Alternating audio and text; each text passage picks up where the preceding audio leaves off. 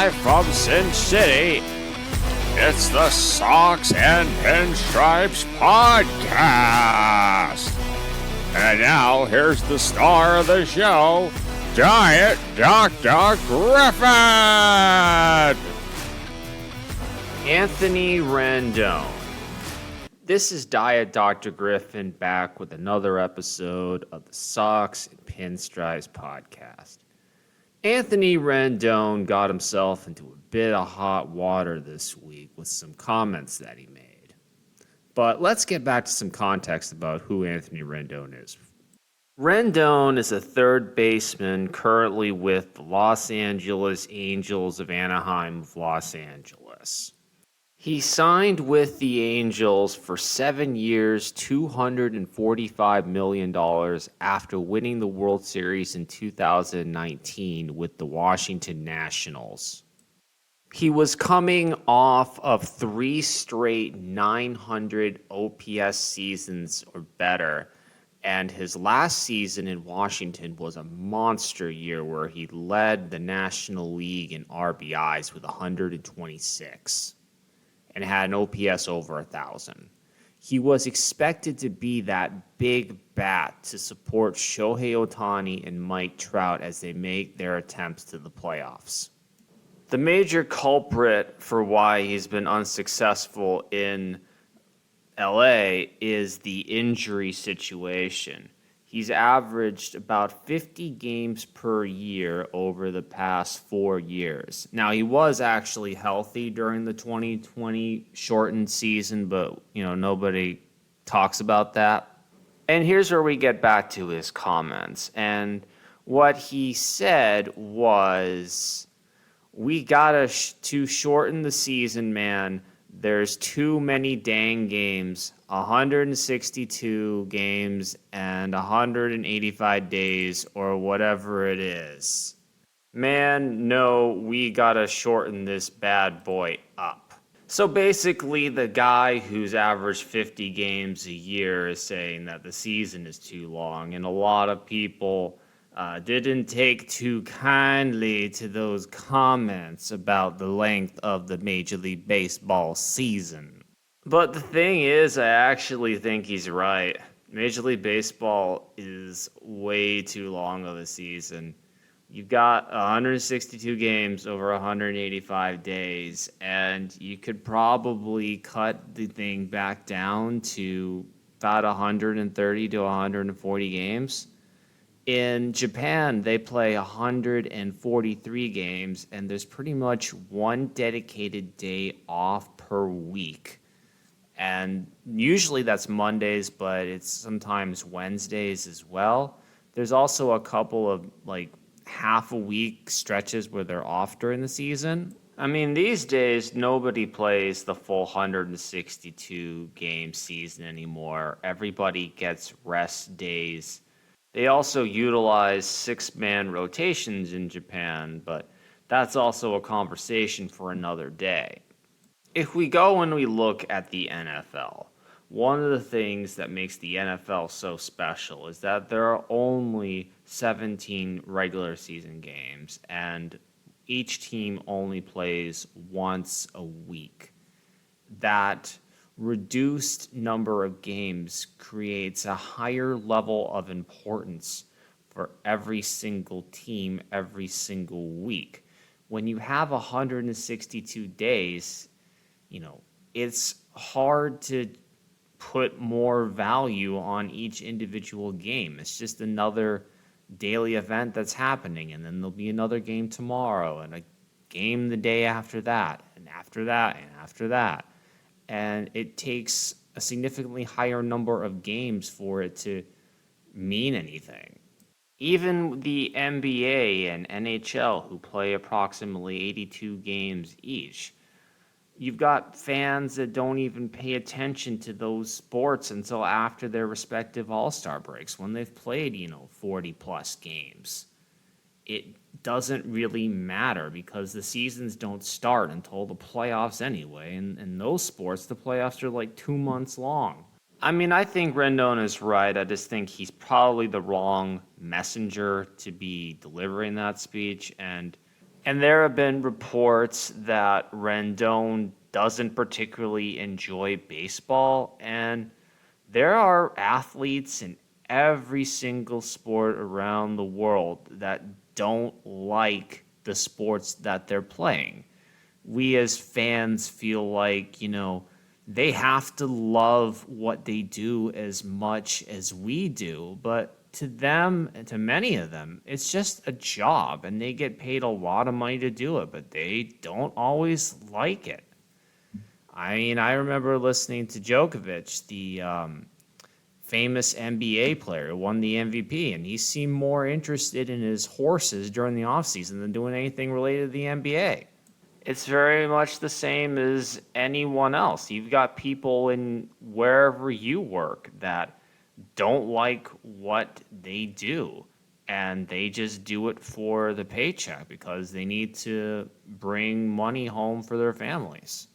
Anyways, some of the story is let's just be a little kinder to Anthony Rendon because he's basically stuck in baseball hell in Los Angeles, having to play for Artie Moreno and knowing that they're never going to have a real shot at making the playoffs ever again. I'm going to make a Griff diction here. The Oakland/Las Vegas Athletics are going to make the playoffs again before the Angels do. Segue to the next topic, which is the Hall of Fame, because we have 3 new members of the MLB Hall of Fame. We have catcher Joe Mauer, third baseman Adrian Beltre, and first baseman Todd Helton. Mauer was a freak of nature behind the plate and won 3 batting titles from that position, which is something that is extremely, extremely rare. There have only been 7 times in the history of baseball where the catcher has won the batting title, and Mauer did it 3 of those 7 times. A lot of people will scoff at his numbers because they are rather pedestrian, but catchers get graded on a completely different scale than regular players. And while I'm not surprised he's a Hall of Famer, I am a little surprised he got in on the first ballot. I think this bodes well for Buster Posey when his turn will come up in the next few years. Beltre is kind of a sneaky good Hall of Fame player. He is an excellent defender at a really tough position at third base. He ended up winning a platinum glove twice and had 5 gold gloves. He didn't really do a whole lot in his 20s. He only had 1 season, in fact, in his 20s where he had over 100 RBI. But in his 30s and onward, he was one of the most consistent, disciplined players in the game. His OPS career is .819, which is not particularly good. But when you get over 3,000 hits, that's pretty much one of the big barriers you have to hit to be a Hall of Famer. And if you get 3,000 hits, you're pretty much in.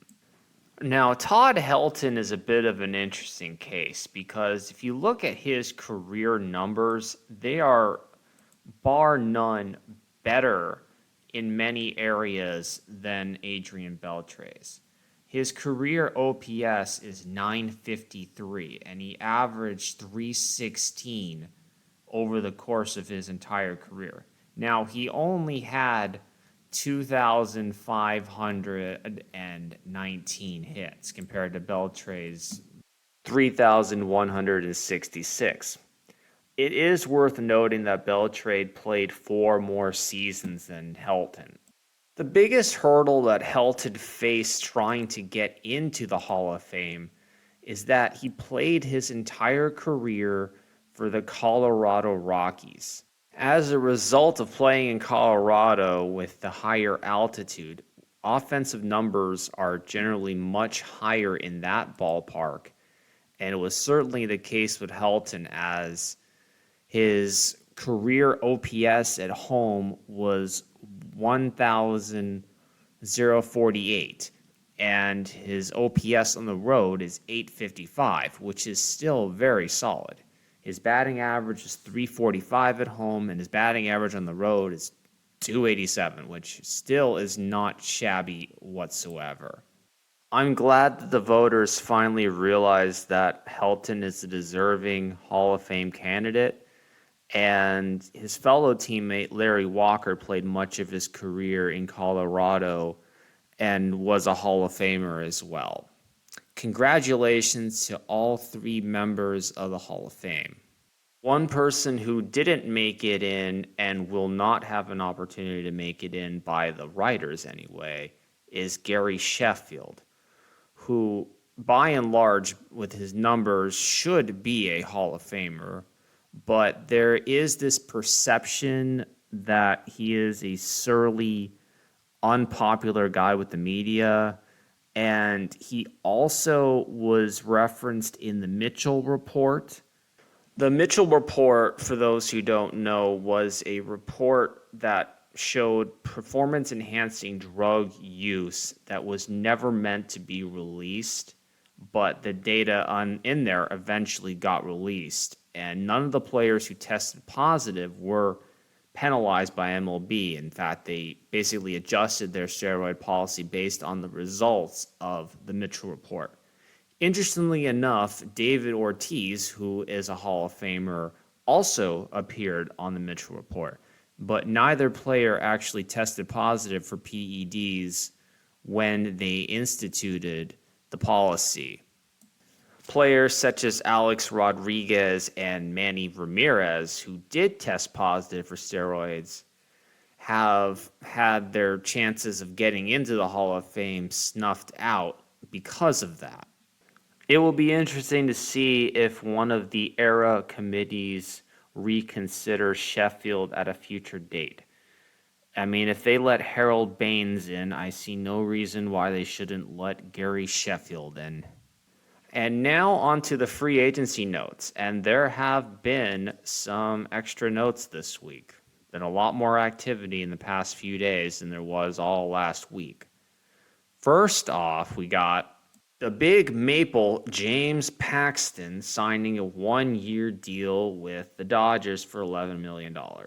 Here's some more of that ring chasing that I had been talking about before. Reports have come out that the Dodgers are planning on implementing a six-man rotation this year. And the bulk of their pitchers outside of Bobby Miller and Yamamoto are heavily injury-prone pitchers. You've got Walker Buehler coming off of his second Tommy John surgery. You've got Dustin May and Tony Gonsolin coming off of surgeries. Tyler Glasnow never pitching more than 125 innings. It seems like they're going for the volume game and are going to try and preserve those arms by pitching them less frequently and giving them more rest. We'll find out if that actually works or not. Joey Gallo signed a one-year, $5 million deal with the Washington Nationals. I was wrong about Joey Gallo last year. I thought he would bounce back hard after getting out of New York and getting into a lower pressure market in Minnesota. That, however, did not work. And now he's got a $5 million deal where this might be his last shot, even though he is one of the more prolific power hitters in all of baseball.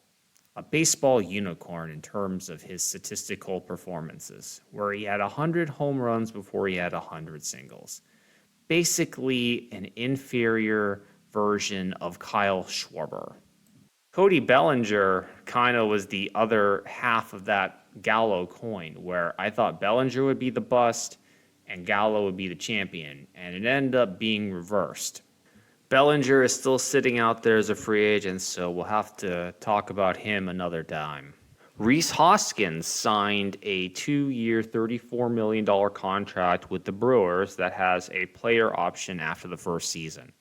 This is an interesting one because Hoskins missed all of last season with a torn ACL injury, and Bryce Harper basically took over his spot at first base.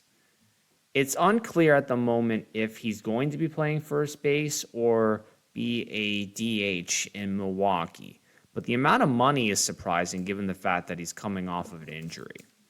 He is a guy who has had multiple 30 home run seasons in his career, and he is one of those guys who strikes out a lot but has a good OPS as a result because he gets on base a lot. Our friend Aroldis Chapman signed a 1-year, $10.5 million deal with the Pirates. It's unclear if he's going to actually be the closer or just a highly paid setup guy, but I doubt he will be there at midseason. He'll probably get traded to a contender just like last year. Matt Moore signed a 1-year, $9 million deal to be a reliever for the Los Angeles Angels of Los Angeles and Anaheim. Next, there were a couple of deals earlier this evening. David Robertson, the closer who got shipped off from the Mets to the Marlins at midseason, signed a 1-year deal with the Texas Rangers for $11 million.